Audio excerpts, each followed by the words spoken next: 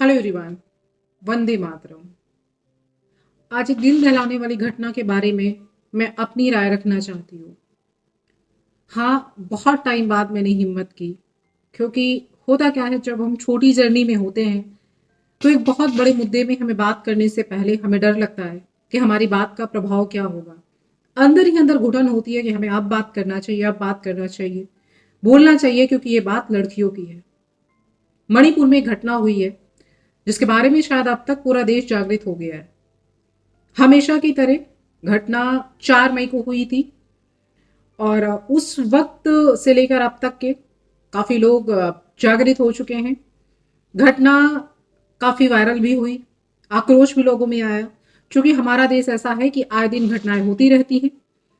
और आजकल जैसा कि भारत चर्चाओं में है प्रेम प्रसंग को लेकर, पहले ज्योति मौर्य, फिर सीमा हैदर जी, अब आजकल जो नया विवाद है, भारत से पाकिस्तान पहुंची अंजू जी। तो ऐसे सेंसिटिव मुद्दे ना कहीं थोड़ा बहुत मीडिया के हाथ में सारा खेल है, कहीं ना कहीं ये चीजें दब जाती हैं। ये घटना सभी को सुननी चाहिए और ये घटना बहुत दिल को दहला देने वाली घटना है। 4 मई में, और ये घटना 4 मई को हुई है। मणिपुर में एक घटना होती है जहां पे कहते हैं ना, हमारे देश में एक नारा दिया जाता है वंदे मातरम, मतलब मां को नमन। हमारे देश का जो सबसे लोकप्रिय, कहते हैं लोकप्रिय जो नारा है वो वंदे मातरम का है। महिलाओं को मतलब मां को नमन। लेकिन वहीं से इससे बिल्कुल पलट, महिलाओं की स्थिति अगर देखी जाए तो कहीं कहीं ऐसी घटना आती है कि शर्म आती है कि हम ऐसे देश की कल्पना तो नहीं करना चाहते हैं। माफ करिएगा अगर मेरा ये वीडियो कभी उन लोगों तक, उन माननीय लोगों तक पहुंचता है तो मुझे दिल से खुशी होगी। और मैं चाहती हूं, मैं भारत की बेटी हूं और मेरे अंदर इस बात का कहीं ना कहीं अब खौफ भी है। सवाल है गवर्नमेंट से। ये घटना मणिपुर में होती है 4 मई को, जहां पे 2 औरतें जो वयस्क हैं, एक लड़की, इनको 700 से 800 समथिंग हजार लोगों की भीड़ ने, कहते हैं कि इनको पूरे गांव में नग्न अवस्था में इनको घुमाया जाता है, निर्वस्त्र, सामूहिक रूप से इनका बलात्कार किया जाता है। विरोध करने पर, पहले उस घटना में जो जिस महिला का पति और उस बच्ची का पिता है वो विरोध करता है, विरोध करने पर उस भीड़ से, जो भीड़ होती है, निर्मम हत्या कर देती है पिता की।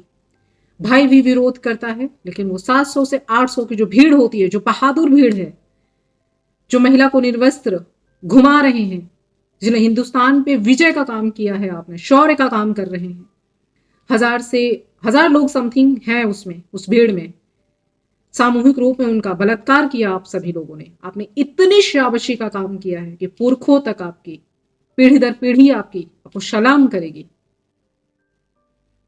मेरा बस चले ना व्यक्तिगत रूप से, तो अगर कभी मुझे इस घटना पे फैसला करना हो तो हिंदुस्तान इस घटना को याद रखेगा। मैं एक सवाल करना चाहती हूं, चाहे वो केंद्र सरकार हो चाहे राज्य सरकार के लोग हों, आपको फर्क इसलिए नहीं पड़ता है कि ये घटना आपके घर में आपकी बहू और बेटियों के साथ हुआ नहीं है, तो आप इस घटना का अंदाजा नहीं लगा सकते। जरा सोचिए, ये घटना जिसमें एक परिवार की 3 महिलाओं का इस तरह शोषण किया गया, पूरे गांव के सामने उनको निर्वस्त्र घुमाया गया, परेड करवाई गई उनकी, फिर उनका बलात्कार किया गया।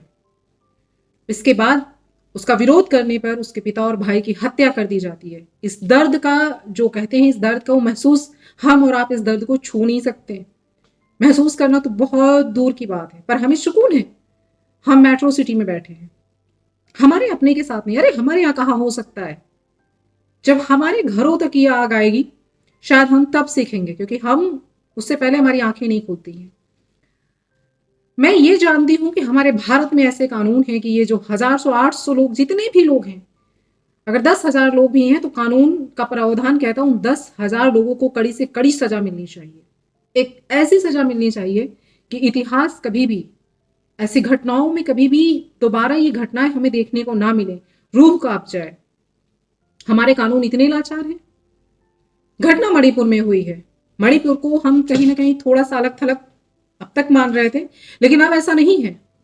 मणिपुर भी हमारे देश का हिस्सा है। केंद्र सरकार से मेरी यही एक अपील है कि बेटियों का दर्द आपको कब समझ आएगा, महिलाओं का अपमान आपको कब दिखना शुरू होगा। कहना नहीं चाहिए लेकिन ये इतनी शर्मनाक घटना है उस परिवार का, जहां उसके बाप की भी हत्या कर दी गई, भाई की भी हत्या कर दी गई। छोटी सी तो बात है, हमारी इतनी तो जनसंख्या है, क्या फर्क पड़ता है। आने वाले वक्त में अगर फूलन देवी जैसी घटनाएं अगर आपको और देखने को, आज मुझे प्राउड फील होता है फूलन देवी पे, बहुत प्राउड, बीइंग अ गर्ल बहुत ज्यादा प्राउड फील होता है। देश की अगर यही स्थिति रही तो मुझे लगता है हजारों फूलन देवियों को अब जन्म लेना चाहिए।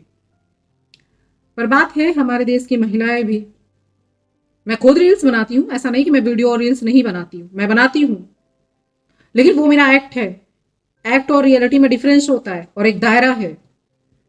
कोशिश है कि समाज में एक पहचान मिले, क्योंकि बिना चेहरे के पहचान के आप आगे कुछ नहीं कर सकते हो। लेकिन साथ साथ में मैं बहुत सारे काम करती हूँ, सही गलत की पहचान रखती हूँ, और जहां पे गलत होता है वहां पे आग लगती है। मुझे कहने में डर लगता है, लड़की हूं, घर वाले टोकते हैं, नहीं बोलना चाहिए, विरोध करोगे कहीं विरोध झेलने को ना मिल जाए, कहीं कुछ हो ना जाए, इतना बुलंद आवाज नहीं करनी चाहिए, तुम लड़की हो। समाज के कुछ ठेकेदार जिनको ये अच्छा ना लगे वो हो सकता है तुम्हारे साथ ये कल कर दे। बड़ा डर रहता है ना। भारत तो बहुत सेफ जगह है। मेरे मन में सवाल है, क्या भारत सेफ जगह?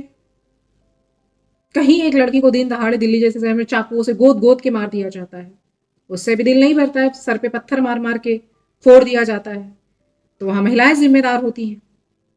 वहां एक धर्म को एक क्राइटेरिया में लाया जाता है। मणिपुर की घटना क्या कहती है?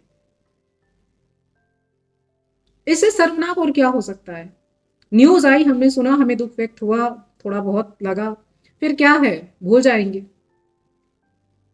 भगवान के लिए जागिए, कलयुग आ रहा है, मुझे पता है, घोर कलयुग में और कुछ देखने को मिलेगा। सुनने में आया, हमने पढ़ा, हमारे ग्रंथों में लिखा है, ऐसी घटनाओं पे चाहे केंद्र सरकार हो या राज्य सरकार हो, कड़ा से कड़ा एक्शन लें। कानून में ये प्रावधान है, मैं इतनी पढ़ी लिखी हूं कि आप सजा नहीं है, सजा ऐसी है जो आप देने पे आए, कानून लागू करने पे आए तो इतने अच्छे से कानून हमारे देश में है कि शायद इतिहास याद रखेगा ऐसी घटनाओं पे।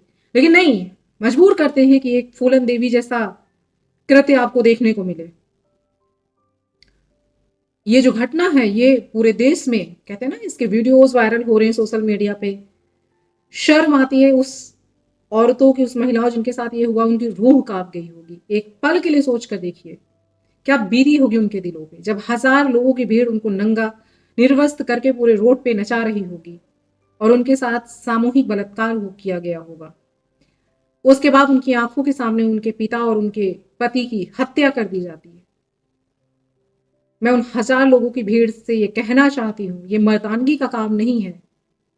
यहां तो जो फैसला होगा वो होगा, वहां बहुत कायदे से फैसला होगा आप जैसे लोगों का। और ये आप जिस खानदान से हैं, जहां से हैं, जिस संस्कृति में है, जिस मानसिकता में है, इंसान कहने में शर्म आती, जानवर भी इतना समझदार होता है। जो कृत्य आपने किया है, हो सकता है कि आपको बहुत ज्यादा सजा ना मिले, आप छूट जाएं, आप बच जाएं, लेकिन कोशिश करिए ना, आप सभी समाज के जितने ठेकेदार हैं, जिम्मेदार लोग हैं, जो केंद्र सरकार में बैठे हैं, जो राज्य सरकार में हैं, भूल मत करिए कि अगर वहां हो सकता है तो एक दिन आग जलते जलते अगर सही समय पे किसी आग कहीं पर लग चुकी है, अगर उसको उसी जगह रोका नहीं गया तो याद रखिए वो आग एक दिन आपके घर तक आ जाएगी। और जिस दिन आपके घर में आएगी, आपके घरों में ये आग लगेगी, उस दिन आपको ये दर्द बाकायदा महसूस हो जाएगा। तो ये दर्द आप महसूस ना करिए, ये दर्द समझिए और इस पे कड़ा से कड़ा एक्शन लीजिए। भारत की संस्कृति में ये जो हुआ है, ये शायद पहली बार इतना काफी टाइम बाद, बहुत, मणिपुर की जो घटना है ये बहुत ज्यादा शर्मनाक घटना है। एक परिवार खत्म हो गया, खत्म ऐसे हुआ कि पीढ़ी दर पीढ़ी भूल नहीं पाएंगी। अगर आप सभी जितने लोग वीडियो देख रहे हैं, जो भारत की जितनी महिलाएं हैं, मैं एक छोटी सी अपील महिलाओं और लड़कियों से करना चाहूंगी। देखिए, आप कुछ भी करिए, आपका हक बनता है, आप कोई भी काम करिए, पर अब थोड़ा सा जागरूक होने की जरूरत है। महिलाओं को एकजुट होने की जरूरत है, क्योंकि ऐसी घटनाओं पर कहीं ना कहीं अब सोचने की जरूरत है। अगर आपको जरा सा भी ये समझ में आए कि हाँ कुछ नहीं, तो सवाल करिए, गवर्नमेंट में बैठे उन लोगों से सवाल करिए, उन्हें जगाइए नींद से।